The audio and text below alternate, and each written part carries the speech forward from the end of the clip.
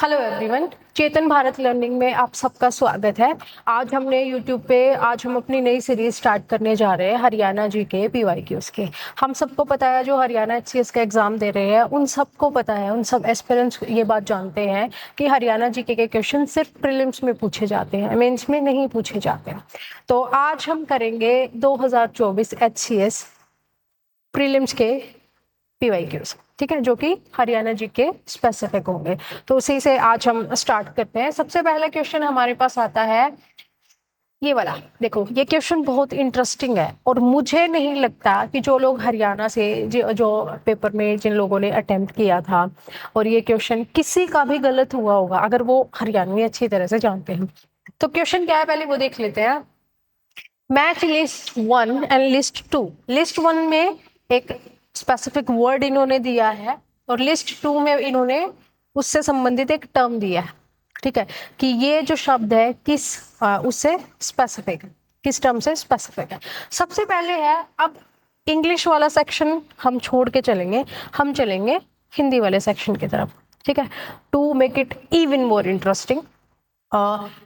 ये बोल रहा है यहाँ पे घेटी, ठीक है। अब घेटी हिंदी में आप घेटी पढ़ोगे, लेकिन खेल सारा यहाँ पे प्रोनाउंसिएशन का है। ये घेटी नहीं है, ये है घेटी, समझ रहे हैं? घेटी, घेटी एज इन गर्दन। हरियाणा में ना एक कहावत होती है कि जैसे लड़ाई बजती है ना तो वो वहां पे बोलते हैं कि घेटी पकड़ के मारूंगा तेरे। तो इस तरह से ना इस शब्द का उच्चारण है या उपयोग किया जाता है। तो घेटी बेसिकली क्या होता है, हमारा एक बॉडी पार्ट होता है, ठीक है, जिसको हरियाणवी में घेटी बोलते हैं। तो घेटी होता है हमारा गर्दन, ठीक है। तो घेटी हो गया हमारा गर्दन, ठीक है। दूसरा आता है लग्गर। दिस इज नॉट लग्गर, दिस इज लागड़।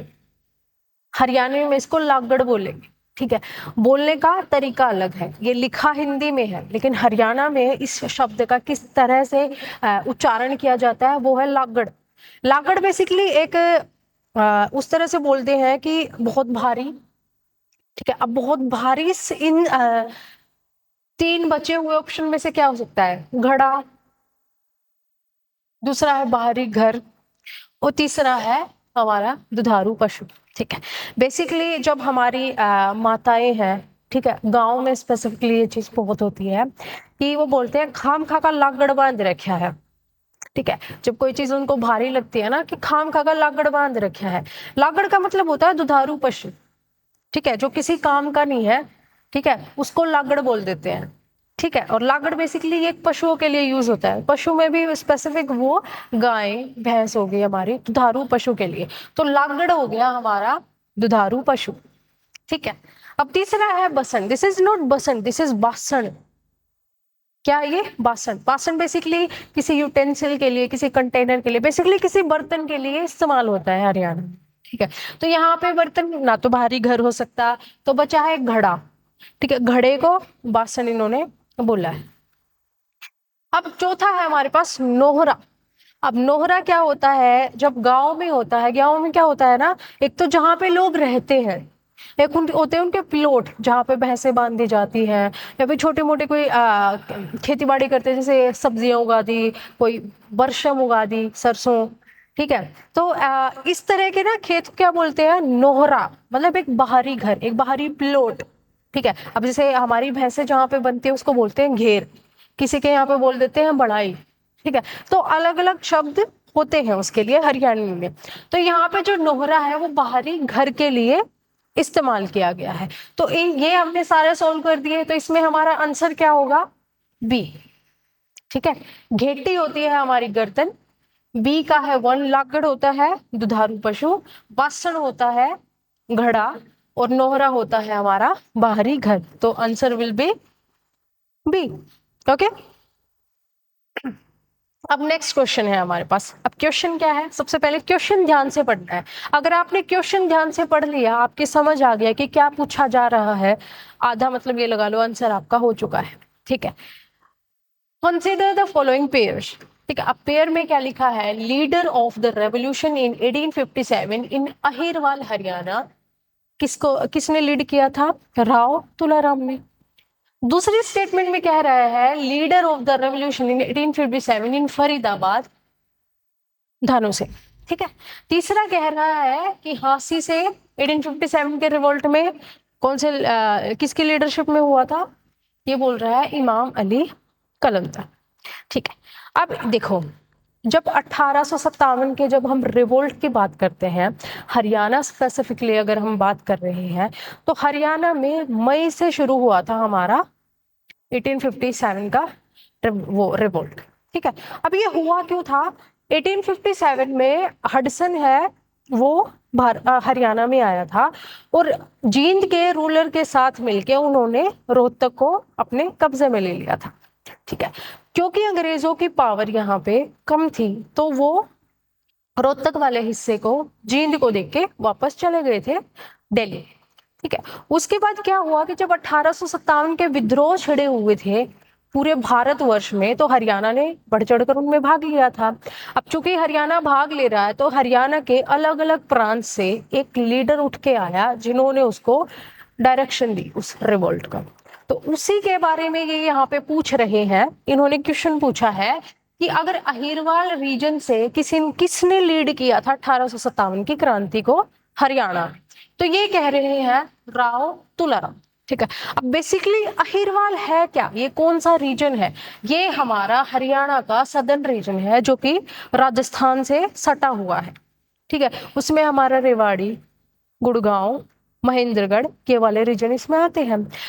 क्योंकि राव तुलाराम का जन्म रेवाड़ी में हुआ था, बेसिकली ये रेवाड़ी से ही बिलोंग करते हैं, तो ये इन्होंने यहाँ से लीडरशिप ली थी 1857 के विद्रोह की हरियाणा में, इस वाले रीजन से। अब दूसरा कह रहा है 1857 का जो रेवोल्यूशन छिड़ा था उसमें फरीदाबाद से किसने लीड किया था?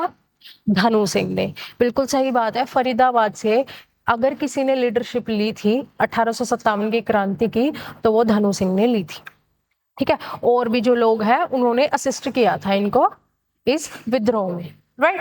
अब तीसरा स्टेटमेंट ये कह रहा है कि जो झांसी है हरियाणा में उसको लीड किया था इमाम अली कलंदर ने। ठीक है, ये स्टेटमेंट गलत है क्योंकि इमाम अली कलंदर ने पानीपत से लीड किया था इसको, पानीपत से इन्होंने लीड किया था बेसिकली इस क्रांति को। ठीक है, तो ये वाला स्टेटमेंट हमारा गलत हो गया। तो आंसर क्या होगा? ओनली 2 पेयर्स, क्योंकि पहले 2 स्टेटमेंट ही करेक्ट है, बाद वाला करेक्ट नहीं है। ठीक, आ गया समझ? अब नेक्स्ट चलते हैं। अब आ रहा है consider the following statement. Next question है consider the following statement, the finest and the best preserved baoli in Haryana is in Meham. ठीक है, अब बाउली होती क्या है? यहाँ पे एक टर्म दी गई है बाउली। बाउली बेसिकली एक पानी का स्रोत होता है, जलाशय जिसको हम बोल देते हैं, कोई तालाब हम बोल देते हैं, पोंड हम इसको बोल सकते हैं। ठीक है, तो ये कह रहा है कि जो फाइनेस्ट है और बेस्ट प्रिजर्व्ड बाउली है वो हरियाणा के महम में स्थित है। ठीक, पहला स्टेटमेंट ये है। दूसरा स्टेटमेंट ये है the coin moulds of the later Yaudheya, Yaudheya period की यहाँ पे बात कर रहे हैं, of the 3rd and 4th centuries AD have been found in large number from Rohtak. ये कह रहा है कि जो लेटर योद्धया रिपब्लिक थी उसके कौन हमें ज्यादा मात्रा में रोहतक से मिले हैं। ठीक है, तीसरा कह रहा है an image of Kartikeya sitting in lalitasana on a peacock has been discovered from Khokhrakot. ठीक है, ये 3 स्टेटमेंट है। सबसे पहला स्टेटमेंट कह रहा है कि फाइनेस्ट और बेस्ट प्रिजर्व्ड बावली वो हरियाणा के महम में स्थित है। ये स्टेटमेंट बिल्कुल सही है क्योंकि हरियाणा के महम में जो बावली स्थित है सबसे पहले तो उसको बोला जाता है शाहजहां बावली। शाहजहां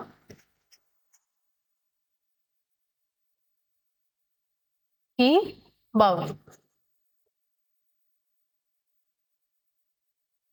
क्योंकि इसको बिल्ड किसने करवाया था? शाहजहां ने। ठीक है, अब एक स्पेसिफिक बात बताती हूँ मैं बावली के बारे में। बावली बेसिकली क्या होता है? एक पानी का स्रोत होता है जिसमें पानी तक पहुंचने के लिए हमें सीढ़ियों का इस्तेमाल करना पड़ता है, वो होती है बावली। ठीक।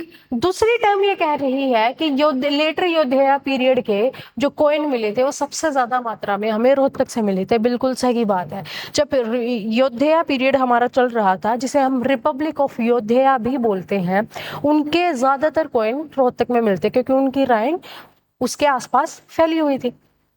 ठीक है। अब ये दो स्टेटमेंट है, ये एक दूसरे के साथ क्रॉस फर्टिलाइज करती हैं। क्यों करती है? क्योंकि जो योद्धया पीरियड था या फिर योद्धया रिपब्लिक थी, उनके गॉड थे कार्तिकेय, कार्तिकेय भगवान। ठीक है। और जो योद्धया हमारी रिपब्लिक थी, उनका सिंबल की बात करें तो सिंबल था हमारा मयूर, जो कि होता है पीकॉक। ठीक है। तो यहाँ पे ये कह रहा है कि an image of Kartikeya sitting in lalitasana on a peacock has been discovered from Khokhrakot. हाँ जी, ये खोखराकोट से हमें मिला था। तो ये वाला स्टेटमेंट भी हमारा बिल्कुल करेक्ट है। तो आंसर क्या होगा हमारा? All three statements are correct. तो आंसर विल बी सी। ठीक है। ओके। अब नेक्स्ट क्वेश्चन आता है हमारे पास ये। ठीक है, अब क्वेश्चन को ध्यान से पढ़िए। आपको इस चीज से अंदाजा आएगा कि किस तरह के क्वेश्चन पूछे जाते हैं और हमें उनको किस तरह से अटेम्प्ट करना है। ठीक। अब ये क्वेश्चन कह रहा है आराम ए कोसर। ठीक है। ये इसको मतलब ये जगह के नाम है और ये है हमारे आर्कियोलॉजिकल सोर्सेस। ठीक है। ये कह रहा है आराम ए कोसर वो नारनौल में स्थित है। दूसरे में कह रहा है टोम ऑफ शेख तैयब, ये हमारी कैथल में स्थित है। और तीसरा हमारा कह रहा है भाई की बावली, ये हमारे महम रोहतक में स्थित है। देखो, जब हम आराम ए कोशर की बात करते हैं तो आराम ए कोशर बनवाया था किसने? शाह कुली खान ने। ठीक है। बेसिकली किसके द्वारा फाउंड करवाया गया था? शाह कुली खान। ठीक है। सबसे पहली बात ये है। अब ये शाह कुली खान क्यों थे, थोड़ा सा इसके बारे में भी जान लेते हैं। शाह कुली खान बेसिकली अकबर की कोर्ट में एक एडवाइजर का काम करते थे। ठीक है। और 1575 में 1575 एडी में इनको पंजाब का गवर्नर बनाया गया। पंजाब का गवर्नर शाह कुली खान को बना दिया गया था उस टाइम पे। ठीक है। क्योंकि इनका ज्यादातर समय नारनौल में बीता है तो इनके द्वारा कुछ बिल्डिंग्स और सुंदर सुंदर गार्डन बनवाए गए हैं इनके टाइम के दौरान। ठीक है। और इनकी डेथ है वो आगरा में हुई थी 1601 में। ठीक है। तो आंसर क्या होगा हमारा? पहले वाला बिल्कुल सही है। ठीक है। अब दूसरे पे आते हैं, टोम ऑफ शेख तैयब, ये हमारी कैथल में स्थित है। बिल्कुल सही है ये। ठीक है। टोम ऑफ शेख तैयब ये हमारी कैथल में स्थित है। बेसिकली ये मुगलों के कोर्ट में एडवाइजर थे। ठीक है। लेकिन अगर क्योंकि ये नाम यहाँ डिनोट कर रहा है, डजंट मीन कि ये इन्होंने बनवाई है, नहीं, ये इनके लिए बनवाई गई थी शाह सिकंदर द्वारा, क्योंकि ये शाह सिकंदर की कोर्ट में रिलीजियस एडवाइजर थे। ठीक है। तो ये उनके द्वारा बनाई गई थी टोम, और इस टोम में इनके रेलिक्स मिलते हैं, अवशेष उनको इसमें रखा गया था। तो ये उनको संबोधित की गई थी या फिर उनके उसमें क्या बोलते हैं उसको, उनको ये डिनोट की जाती है, उनको अर्पित की गई थी ये। ठीक है, कि उनके नाम से ये बनवाई गई थी। ठीक है। तो ये टोम है हमारी कैथल में स्थित है। ठीक है। अब तीसरा है भाई की बावली, ये महम रोहतक की बात है। देखो, भाई की बावली, बावली हमने जाना कि क्या होता है, ये एक पानी का स्रोत होता है जिसमें पानी तक जाने के लिए हमें सीढ़ियों का इस्तेमाल करना पड़ता है। ठीक है। तो भाई की बावली हमारे जींद के रूलर थे भाई रूलर, जिनका नाम था भाई रूलर, उनके द्वारा ये बावली बनवाई गई थी जनरल पब्लिक के यूज के लिए। ठीक है, जनरल पब्लिक के यूज के लिए। और कब बनवाई गई थी? ये बनवाई गई थी 1574 से लेके 1575 के बीच में। ठीक है। तो ये जनरल पब्लिक के यूज के लिए बनवाई थी, लेकिन ये महम में नहीं बनवाई गई थी, ये है कैथल में। कहाँ बनवाई गई थी ये? कैथल में। तो ये वाला हमारा ऑप्शन गलत हो जाता है। तो सही कौन से हुए हमारे? First and second. तो only 2 pairs are correct, so answer will be B. ठीक है, तो ये हमारे 2024 के PYQs थे हरियाणा स्पेसिफिक, जो हमने आज डिस्कस किए। इनसे आपको बेसिकली एक आइडिया मिल गया कि हाँ, इस तरह के क्वेश्चन हमारे HCS में पूछे जाते हैं, HCS के प्री में पूछे जाते हैं। तो इजी हो गया आपके लिए कि हाँ, हमें इस तरह से तैयारी करनी है। ठीक है, बेसिकली PYQs एक की होते हैं पेपर को जानने की, या फिर क्या पढ़ना है उस सिलेबस तक जानने की। तो सिलेबस क्या आएगा? अब नेक्स्ट लेक्चर में हम 23 के PYQs डिस्कस करेंगे। तब तक जो ये डिस्कस किए हैं उनको रिवाइज करो अच्छे से, जितना है उससे संबंधित जो भी टॉपिक इसमें डिस्कस हुए हैं उन सबको अच्छे से याद कर लो या फिर रट लो एक तरीके से। ठीक है, मिलते हैं अगले सेशन में। Thank you so much.